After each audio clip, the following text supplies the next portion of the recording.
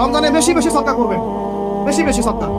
মানে সদাকার এমন ক্ষমতা আছে যে আপনার তাকদিরে মনে করেন একটা বিপদ লেখা আছে, মনে করেন তাকে একটা বিপদ আছে, আপনি এখানে সদকা করছেন, সদকা করছেন, এই সদাকার ওসিলাতে আল্লাহ পাক আপনার এই বিপদটা দূর করে দিতে পারেন।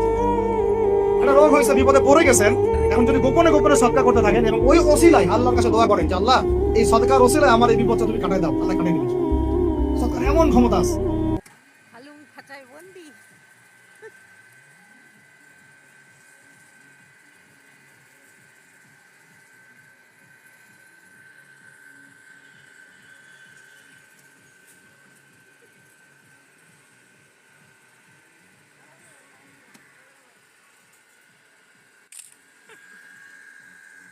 ফাটাফাটি।